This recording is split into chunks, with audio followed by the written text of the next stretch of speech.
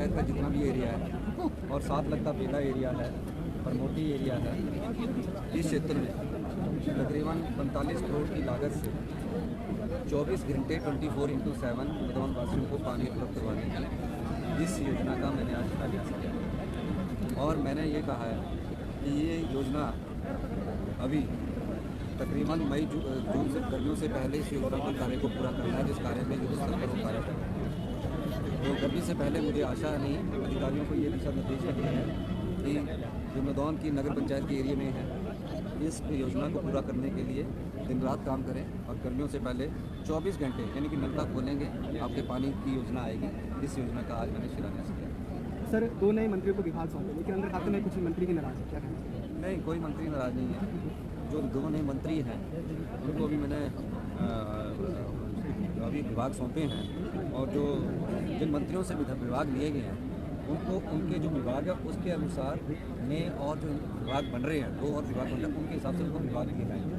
जैसे कि हर्षवर्धन चौहान जी है, उनके साथ आयुष अच्छा नहीं लगता था, उनके साथ अगर कोई अच्छा लगता है तो और डिपार्टमेंट अच्छा लगता है, लेबर एंड टेक्सटाइल डिपार्टमेंट अच्छा लगता है क्योंकि वो इंडस्ट्री से जुड़ता है। उसी तरह जो PWD मिनिस्टर विक्रमादित्य सिंह जी है, उनसे जो हमने विभाग लिया है उनके साथ स्पोर्ट्स मैंने उन्हें दिया था और स्पोर्ट्स के अलावा उनके साथ इंफ्रास्ट्रक्चर का जो डिपार्टमेंट हम बनाने जा रहे हैं वो डिपार्टमेंट अच्छा लगता है क्योंकि PWD के साथ जो कंस्ट्रक्शन और इंफ्रास्ट्रक्चर डिपार्टमेंट है वो डिपार्टमेंट भी हम एक नया बनाने जा रहे हैं। और जो IT है आजकल इस डिपार्टमेंट का नाम बदलने की जरूरत है और एक हम डिपार्टमेंट ऑफ AI बनाने जा रहे हैं।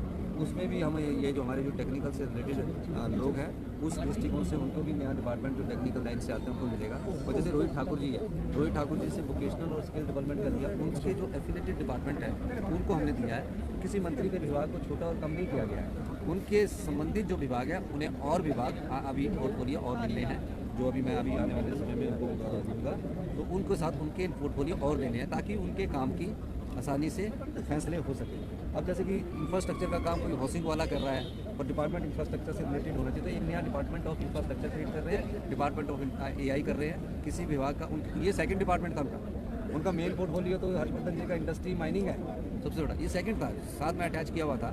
उसी तरह स्पोर्ट्स भी सेकंड था। PWD डिपार्टमेंट हमारा बहुत बड़ा डिपार्टमेंट है जिसमें माननीय विक्रमादित्य सिंह जी हमारे अच्छे काम कर रहे हैं और वो बहुत बड़ा डिपार्टमेंट है। अब उसके साथ कौन सा डिपार्टमेंट अच्छा लगता है तो उसमें जो हम डिपार्टमेंट ऑफ इंफ्रास्ट्रक्चर क्रिएट करने जा रहे हैं ऐसे डिपार्टमेंट जोड़ने की जरूरत है। ये तो इन्हीं से संबंधित नहीं है, और भी हम डिपार्टमेंटों का रीऑर्गेनाइजेशन करना चाहते हैं ताकि वो उसके कंसर्न डिपार्टमेंट से वो मिले।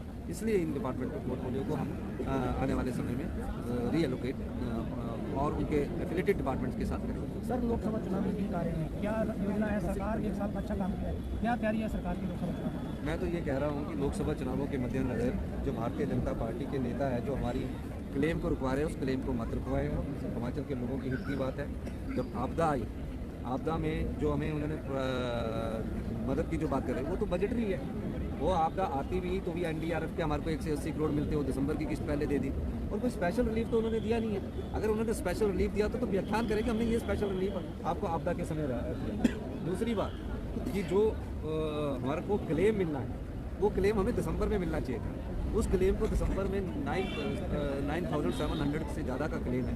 हम उम्मीद करते हैं कि उस क्लेम को भारतीय जनता पार्टी वाले ना रुकवाएं क्योंकि ये हाथी के हाथ दिखाने की और कुछ और खाने की कुछ और है। ये यहाँ आके तो रोना रोते हैं और दिल्ली जाने को कोई तैयार नहीं है। मुझे आप ही बताइए, आपने कोई देखा जब से आपदा आई कि भारतीय जनता पार्टी के तीनों सांसद कभी होम मिनिस्टर से मिले कि हमें आपदा में हिमाचल प्रदेश को स्पेशल रिलीफ पैकेज दिया जाए?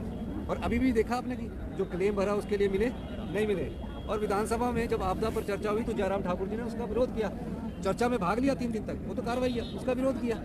तो ये मुझे समझ नहीं आ रहा कि किस प्रकार की विपक्ष की राजनीति कर रहे हैं। हमारी राजनीति में चुनावों में वोट डालने का अधिकार मतदाता को है, अपने मर्जी से वोट डालते हैं, वो अलग बात है। लेकिन जहाँ हिमाचल के लोगों पर मुसीबत आ रही है, हिमाचल पर आपदा आई है, ये लोग आपदा प्रभावित लोगों के साथ नहीं खड़े हैं। ये तो मुझे लगता है हिमाचल विरोधी बन चुके हैं। ये सोच रहे कांग्रेस विरोधी नहीं, सरकार तो आप दोनों लोगों द्वारा चुनी गई है, तो इनको विरोध नहीं करना चाहिए, इनको हिमाचल के लोगों के साथ खड़ा होना चाहिए। सर वाटर सेस की बात करें, जो सरकार ने वाटर सेस लगाया है, कहीं ना कहीं कई कंपनीज जो है वो अब देने से मना कर रही हैं, क्या देखिए कोई कंपनी बाहर की नहीं गई, केंद्र सरकार की जो उपक्रम है वो वाटर सेस का विरोध कर रहे हैं। BBMB के 4300 करोड़ रुपए लेने हैं, वो केंद्र सरकार के पास फंसे हुए हैं। जो हमारे धौला सिद्ध नूरी और सुन्नी के पावर प्रोजेक्ट है जिसमें हिमाचल के इंटरेस्टों का ध्यान में नहीं रखा गया, उन इंटरेस्टों को बेचा गया केंद्रीय उपक्रमों के पास, उन पर ध्यान नहीं रखा गया। तो किस स्थिति में है ये लोग? 4300 करोड़ रुपया जो भारत सरकार से हमने लेना उसका विरोध कर रहे हैं। जो हमारे हिमाचल के इंटरेस्ट है उनको भी बेचा गया। सरकारें आती है जाती है, लेकिन आप क्या कर रहे हैं? आप विपक्ष की सकारात्मक भूमिका नहीं निभा रहे हैं। कांग्रेस पार्टी ने हमेशा से ही जब भी सकारात्मक भूमिका निभाने की बात है ये हमने निभाई है। तो ये इस प्रकार भाजपा विरोधी हम जो हिमाचल का स्टैंड ले रखा है हिमाचल के लोगों के प्रति, इन भाजपा के लोगों को हम उस स्टैंड को छोड़ना पड़ेगा ताकि हिमाचल का हित को ऊपर रखा जाए। धन्यवाद। सर